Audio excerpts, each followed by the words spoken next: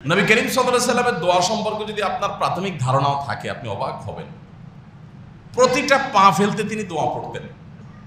তার দোয়ার যে ভান্ডার, বিশাল বড় ভান্ডার।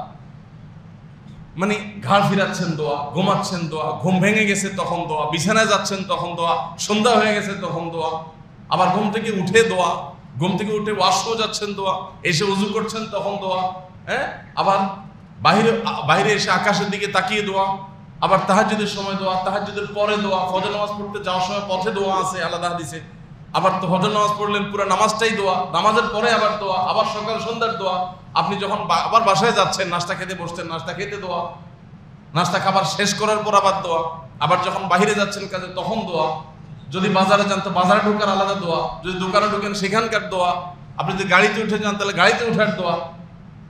আপনার প্রতিটা নিঃশ্বাসে প্রশ্বাসে নবী সাল্লাল্লাহু আলাইহি সাল্লামের পুরো জীবনটাই দোয়া ছিল। যার প্রতি কদমে কদমে দোয়া, যার প্রতি শ্বাস প্রশ্বাসে দোয়া, যার প্রতি নড়াচড়ায় দোয়া, যার প্রতিটা আপনার উঠা বসায় দোয়া। অবাক করা বিষয় হলো এত হাজার হাজার দোয়ার উপরে যার গোটা জীবন দাঁড়িয়ে আছে, তার জীবনের এত দোয়ার মধ্যে একটা দোয়াও নাই যে আল্লাহ তোমার কাছে আমি অনেক পয়সা কড়ি চাই, অনেক জমি জমা চাই, অনেক গাড়ি বাড়ি চাই, একটা দোয়া নাই। আপনি চিন্তা করেন তো এটা কিভাবে বাদ গেল? এটা বাদ গেছে নাকি তিনি এটার আসল ফরম্যাটটা চাইছেন আল্লাহর কাছে? তিনি আল্লাহর কাছে ঘুমটা ভালো চাইছেন, রিজিকটা ভালো চাইছেন, আল্লাহর কাছে শয়তান থেকে পানা চাইছেন, বার্ধক্যের মৃত্যু থেকে পানা চাইছেন, অস্বাভাবিক মৃত্যু থেকে পানা চাইছেন, দুরারোগ্য ব্যাধি থেকে পানা চাইছেন, বিভিন্ন জীবজন্তুর ক্ষতি থেকে পানা চাইছেন, অদৃশ্য ক্ষতি থেকে পানা চাইছেন, সারাদিনের কল্যাণ চাইছেন, সারাদিনের ক্ষতি থেকে মুক্তি চাইছেন, সারা রাতের কল্যাণ চাইছেন, সারা রাতের ক্ষতি থেকে মুক্তি চাইছেন। আপনি যতগুলো দোয়া আছে অ্যানালাইসিস করেন, চান না এমন কি জিনিস আছে, সব কিছু চাইছেন। এমনকি এও বলেছেন তোমাদের কারোর যদি পায়ের জুতোর ফিতাটা ছিঁড়ে যায় সে যেন ওই জুতোর ফিতা ঠিক করাকে খুব সাধারণ জিনিস, তুচ্ছ একটা ব্যাপার মনে করে আল্লাহর কাছে দোয়া করতে না ভুলে ওই ছোট বিষয়টাকেও বিপদ মনে করে সেজন্য বলে আল্লাহ এটাও একটা বিপদ হতে পারে, আকারে ছোট, অনেক ছোট বিপদ থেকে অনেক বড় বিপদের কারণ হতে পারে। আল্লাহ আমার এই বিপদটা তুমি সহজ করে দাও, এখান থেকে উত্তরণের পথ দেখায় দাও। এই জুতার ফিতা ছিঁড়ার মতো তুচ্ছ বিষয়ের জন্য যিনি দোয়া শিক্ষা দিয়েছেন, তিনি আমাদের টাকা পয়সার ধন দৌলত সম্পদ সহায়, চাকরি বাকরি, টাকা পয়সা, বিজনেস, আমাদের গাড়ি বাড়ি, অ্যাসেট, অ্যাপার্টমেন্ট, এগুলোর জন্য কোনো দোয়া শিখার নাই। ব্যাপারটা কেমন মনে হয় না? এটা কি বাদ পড়ে গেছে না কোনো? নবী সাল্লাল্লাহু আলাইহি সাল্লাম দোয়া থেকে এটা বাদ হয়ে গেছে নাকি কোন রকম? ভুলে বাদ পড়ে গেছে না। তিনি, আমরা চাই ওই যে আমরা আল্লাহকে বাজেট দিয়ে দিই। একটা চুটকি আছে না বেশ প্রসিদ্ধ, যে এক যুবক আল্লাহর কাছে চাইছে আল্লাহ এমন একটা লাইফ চাই তোমার কাছে, আর কিচ্ছু না আল্লাহ, যে হাত ভর্তি টাকা থাকবে আর দুই পাশে মহিলা আর মহিলা থাকবে, এদের ভিতরে আমি যেন থাকতে পারি। আল্লাহর কাছে দোয়া করছে, আল্লাহ দোয়া কবুল করছে, ওরে মহিলা বা আসের কন্ট্রাক্টর বানাই দিস। হাত ভর্তি টাকা এটা মালিকের, এর কিছুই না, আরেকজন টাকা কাটে শুধু সারাদিন,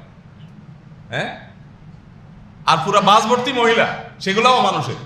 আল্লাহ সুবহানাহু ওয়া তাআলার কাছে দোয়া যখন মানুষ ভুলভাল করে তখন এরকমই হয়। দোয়া কবুল ঠিকই হয়েছে কিন্তু এর কপালে ভাগ্যে ভালো কিছু আসে না। দেখা গেল বউ একটাও পায় না, এখনো বিয়ে করার তৌফিক এখনো হয় নাই। তো আল্লাহ সুবহানাহু ওয়া তাআলার কাছে যদি আপনি বাজেট দেন, আল্লাহ আমি তোমার কাছে আর কিছু চাই না, চাকরিটা চাই আল্লাহ। অনেক ভাই আছেন খুব অস্থির, ডিপ্রেসড, ভাই আল্লাহর কাছে এত করে চাকরিটা চাইলাম ভাই, কি না করছে এটার জন্য ভাই, কিন্তু আল্লাহ দিল না ভাই, আল্লাহর পরে অভিযোগ। আরে কপাল পোড়া, আল্লাহ সুবহানাহু ওয়া তাআলা আমাকে দেন নাই, এর ভিতরে আমার খের আছে। আমি এর আগে বারবার বিভিন্ন সময় আপনাদের একটা উপমা দেওয়ার চেষ্টা করেছি। ছোট বাচ্চা 3-4-5 বছরের, তারা মোমবাতির আগুন ধরতে পছন্দ করে। আপনি মোম জ্বালাইছেন, সে কিন্তু ধরতে চায়, চাকুটা বেশি ধরতে চায়। পোলাপান দেখবেন যেগুলো যত ক্ষতি করে ওগুলোর দিকে টানটা একটু বেশি থাকে, কারণ শয়তান তো মানুষের ক্ষতি করতে চায়, ওদের উপরে ভর করে অনেক সময়। এখন মা বাপ দেয় না, বাচ্চা কান্নাকাটি করে। বাচ্চার কান্নাকাটির স্টাইলটা দেখলে মনে হবে যদি ওর যদি বাকশক্তি থাকতো, ও যদি বোঝানোর ক্ষমতা থাকতো, তাহলে সেক্ষেত্রে ও বলতো যে আমার বাপমার মতো এরকম ডাকাত, এরকম পাষাণ, এত মমতাহীন মানুষ দুনিয়াতে আরেকটা আছে নাকি জানে। এত কান্নাকাটি করলাম, আমার হাত দমটা ধরে রাখছে একজনে, পা দুটো ধরে রাখছে আরেকজনে, মোমবাতি সরাই ফেলছে আরেকজনে, কোনোভাবে আমাকে একটু এত সুন্দর আগুন, এত লাল টুকটুক, এটা ধরতে দিল না। ধরলেই তো আমি জান্নাতের শান্তিটা পাই যেতাম, কি ভালো লাগতো, দিল না আমার একটু। এটা হলো বাচ্চার যদি কথা বলার শক্তি থাকতো তো ঘুরে ফিরে এই কথাগুলো পোলাপান বলতো। কিন্তু এই বাচ্চার এই বোঝার ক্ষমতা নাই যে এটা ধরলে তার সর্বনাশ হতো, যেটাকে সে দেখে খুব চাকচিক্যপূর্ণ মনে করছে, এটা তার জন্য ক্ষতির কারণ। মা বাপ যে সরাইছে এটা তাকে বাঁচাবার জন্য সরাইছে, এটা বোঝার ক্ষমতা তার, কারণ সে অতদূর বুঝে না। আমরা আমাদের ভবিষ্যৎ দেখি না, আমরা বর্তমান দেখি। ভবিষ্যতে আমার কোনটার পেছনে কি লুকিয়ে আছে আমি জানি না। আল্লাহ সুবহানাহু ওয়া তাআলা আমাদেরকে হেফাজত করেন, আর আমরা সেটাকে আমাদের জন্য ক্ষতির মনে করে আমরা অস্থির হই। এই জন্য ভাগ্যের ভালো মন্দের ব্যাখ্যা এবং ডেফিনিশন আমাদের জানা থাকতে হবে। তাহলে সৌভাগ্যবান হওয়ার জন্য ভাগ্যে ভালো কিছু যেন বরাদ্দ হয়, বরাদ্দ ভালো কিছু যেন হয়, সেজন্য 1 নম্বর হলো সারা বছর জন্য নেক আমল করতে হবে, ঈমান আনতে হবে, ঈমান এবং নেক আমলের চর্চা, তাকওয়ার চর্চা করতে হবে। 2 নম্বর হলো ইস্তেগফার করতে হবে। বিশেষ করে যখনই কোনো বিপদ আসে, যখনই কোনো পেরেশানি আসে, যখনই কোনো অভাব অনটন আসে, যখনই আল্লাহর কাছে কোনো চাওয়া মঞ্জুর করার ব্যাপার আছে, তখন সাথে সাথে ইস্তেগফার কন্টিনিউ করতে হবে। সূরা নূহ আল্লাহর বলা নূহ আলাইহিস সালামের কথা বলেছেন, তিনি বলেছেন ফাকুল তুস্তাগফিরু রাব্বাকুম ইন্নাহু কানা গাফফারা ইউরসিলিস সামাআ আলাইকুম মিদরারা ওয়া ইমদিদুকুম বিআমওয়ালিন ওয়া বানিন ওয়া ইয়াজআল লাকুম জান্নাতিন ওয়া ইয়াজআল লাকুম আনহারা। তোমরা আল্লাহর কাছে ইস্তেগফার করো, ইস্তেগফার ক্ষমা প্রার্থনা করো, কায়মন বাক্যে চোখের পানি ফেলে আল্লাহর কাছে মাফ চাইতে থাকো, মাফ চাইতে থাকো, মাফ চাইতে থাকো। তাহলে কি হবে? তাহলে তোমাদেরকে আসমান থেকে আল্লাহ তাআলা মুষলধারে রহমতের বৃষ্টি দিবেন, তোমাদের ফল ফসল উৎপাদন ভালো দিবেন, রিজিক ভালো হবে, উপার্জন ভালো হবে। ওয়ায়ুমদিদুকুম বিআমওয়ালিন ওয়া বানিন, তোমাদেরকে আল্লাহ সম্পদ এবং সন্তান দিয়ে সমৃদ্ধ করবেন, সন্তান দিয়ে সমৃদ্ধ করবেন, সম্পদ দিয়েও সমৃদ্ধ করবেন, যেটা তোমার সমৃদ্ধির জন্য দরকার আল্লাহ তাআলা সেটা দিবেন যদি ইস্তেগফার করো। এই জন্য ভাগ্য সুপ্রসন্ন যেন হয়, নসিবে ভালো কিছু যেন হয়, সেজন্য ইস্তেগফার করতে হয় বেশি বেশি। 3 নম্বর আমল হলো রেজা বিল কাজা, আল্লাহর ফয়সালায় সন্তুষ্ট হয়ে যাওয়া। আমার নসিবে আল্লাহ তাআলা যা দিয়েছেন এটা দেখে খুশি হয়ে যেতে হবে। আপনি চেষ্টা করেছেন একটা বিশাল কিছুর জন্য, পাইছেন একটা ছোট্ট কিছু, দেখার পর মন খারাপ হয়। এটাই আমাদের মানবীয় প্রকৃতি, মন খারাপ হয়। চাইলাম এত বড় কিছু, পাইলাম ছোট্ট একটু কিছু।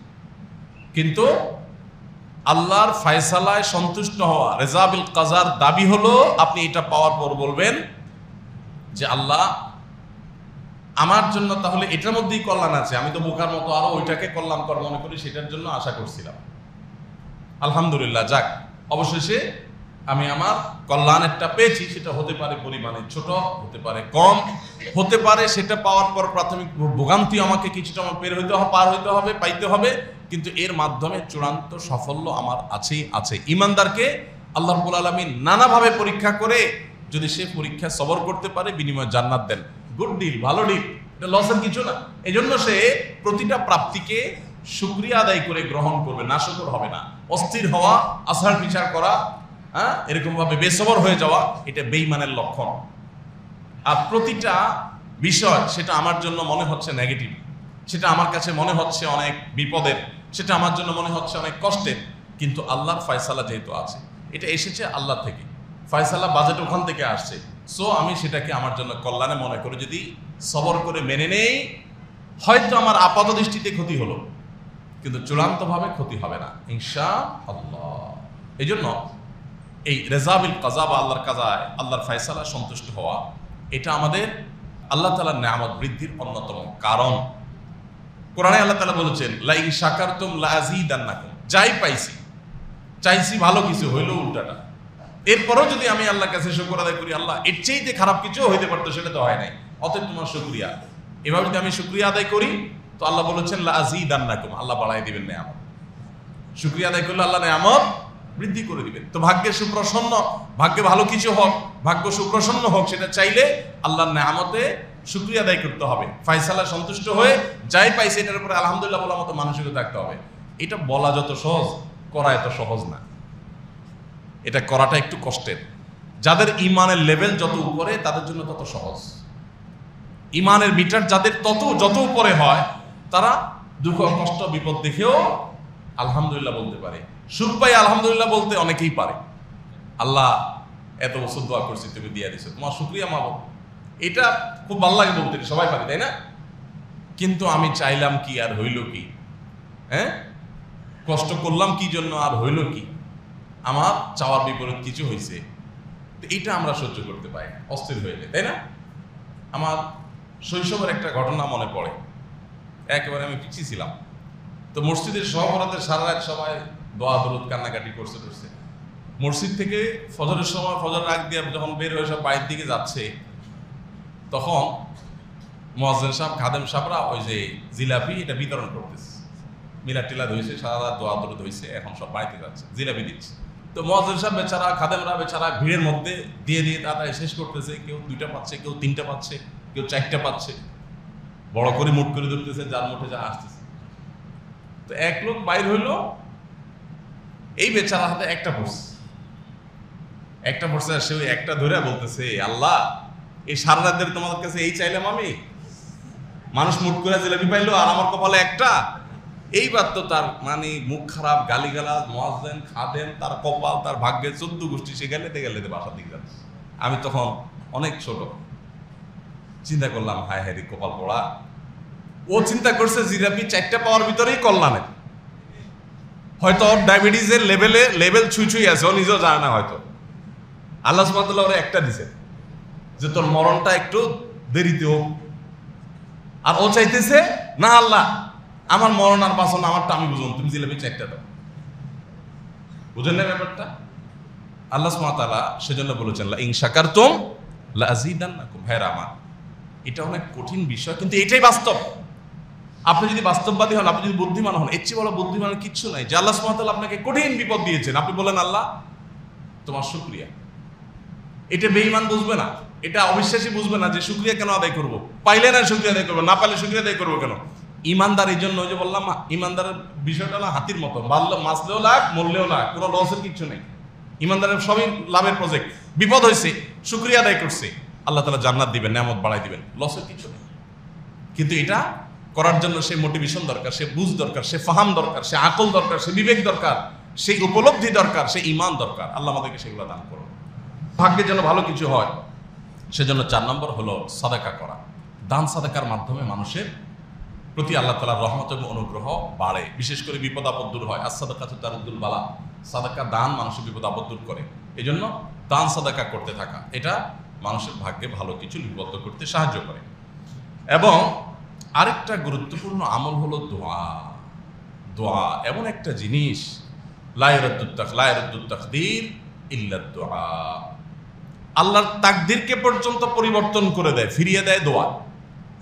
অর্থাৎ আল্লাহ সুবহানাহু ওয়া তাআলা আপনার ভাগ্যে একটা যে বরাদ্দ লিখেছেন, আপনি যে এমন দোয়া করতে পারলেন যেই দোয়ার হক আদায় করে আপনি করলেন, এমনও হতে পারে যে আল্লাহ রাব্বুল আলামিন আপনার দোয়া কবুল করে আপনার ভাগ্য পরিবর্তন করে দিলেন, মন্দটাকে ভালো দিয়ে পরিবর্তন করে দিলেন।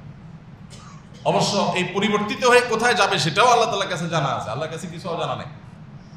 তো এই জন্য দোয়া করতে থাকা যে আল্লাহ আমি জানি না আমার নসিবে কি আছে, আমার ঠিকানা কি জাহান্নামে না জান্নাতে, আমি জানি না, আমার নসিব যেন ভালো কিছু হয়। পাগলের মতো দোয়া করতে থাকা, চোখের পানি ফেলতে থাকা, এই দোয়া অসাধ্যকে সাধন করে এবং আল্লাহ ফয়সালাকে, সব ফয়সালা না, তাকদীরের কিছু প্রকার আছে গায়রে মুবরাম, সেগুলোকে আল্লাহ রাব্বুল আলামিন পরিবর্তন পর্যন্ত করে দেন দোয়ার মাধ্যমে। এই জন্য দোয়া এটা ভাগ্যে ভালো কিছু লিপিবদ্ধ হওয়ার কারণ। সর্বশেষ নম্বর হলো আত্মীয়তার বন্ধন রক্ষা করা। বুখারী হাদিসে আসছে নবী সাল্লাল্লাহু আলাইহি ওয়াসাল্লাম বলেছেন, মান সাল্লাহু আইয়ুসাতালাহু ফি রিজকিহি আও ইউনসালাহু ফি আথারিহি ফালইয়াসিল রাহিমা। যে ব্যক্তি চায় তার হায়াতে বরকত হোক, তার রিজিকে বরকত হোক, সেই জন্য আত্মীয়তার বন্ধন রক্ষা করে, তাহলে তার এগুলোতে বরকত হবে। তাহলে আমাদের আত্মীয়তার বন্ধনগুলো, রক্ত সম্পর্কীয় সম্পর্কগুলো, বন্ধনগুলোকে সুদৃঢ় করতে হবে, যোগাযোগ মজবুত করতে হবে, তাদের সাথে খোঁজখবর নিতে হবে, যথাসম্ভব তাদের সাথে সংযুক্ত থাকতে হবে এবং তাদেরকে আপন করতে হবে। একান্ত কেউ ক্ষতি সাধন করে তার থেকে আত্মরক্ষার জন্য বেঁচে থাকেন, ভিন্ন কথা।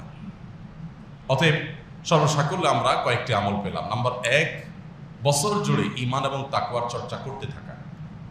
নাম্বার 2, আল্লাহর কাছে ইস্তেগফার করতে থাকা, বিশেষ করে বিপদ আপদে পড়লে আরো বেশি ইস্তেগফার করতে থাকা, সাধারণ সময় ইস্তেগফার করতে থাকা, এটা ভাগ্যে ভালো কিছু লিপিবদ্ধ হওয়ার কারণ।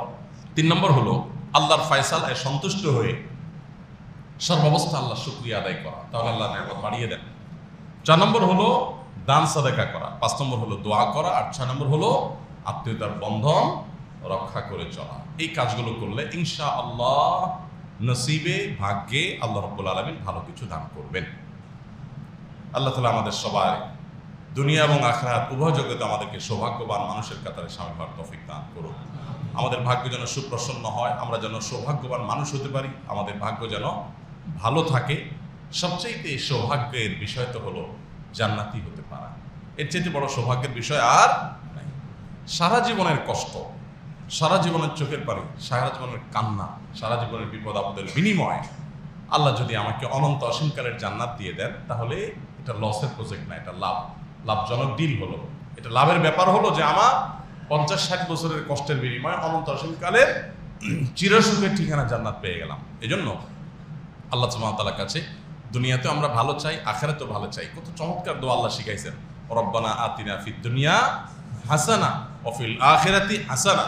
আল্লাহ দুনিয়াতে আমি ভালো চাই, ভালো চাই আল্লাহ দুনিয়াতে, ওয়া ফিল আখিরাতি হাসানা, আখিরাতেও ভালো চাই, ওয়া কিনা আযাবান নার, আর জাহান্নামের আগুন থেকে আমাকে বাঁচাও। এটাই হলো সৌভাগ্যের সবচেয়ে বড় বিষয়। ফামান যুহজিহা আনিন নার ওয়া উদখিলাল জান্নাতা ফাকাদ ফাজ।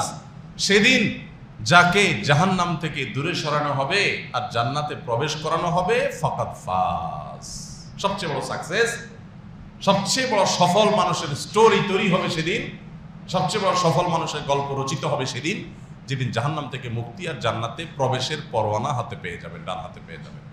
আল্লাহ সুবহানাহু ওয়া তাআলা আমাদের সবাইকে সেই সৌভাগ্যবান মানুষদের কাতারে শামিল হওয়ার তৌফিক নসিব করুন। দুনিয়াতে আমাদেরকে সুখে দুঃখে আল্লাহর প্রতি ভরসা রাখার তৌফিক নসিব করুন, আমাদের ঈমানকে বৃদ্ধি করার তৌফিক নসিব করুন, এবং ভাগ্য সুপ্রসন্ন হওয়ার যে কাজগুলো সেগুলো প্রত্যেকটি কাজ আমাদের সম্পাদন করার তৌফিক নসিব করুন। জাযাকুমুল্লাহু খায়রা ওয়া আখিরু দাওয়ানা আলহামদুলিল্লাহি রাব্বিল আলামিন। আস-সুন্নাহ ফাউন্ডেশন, উম্মার স্বার্থে সুন্নাহর সাথে।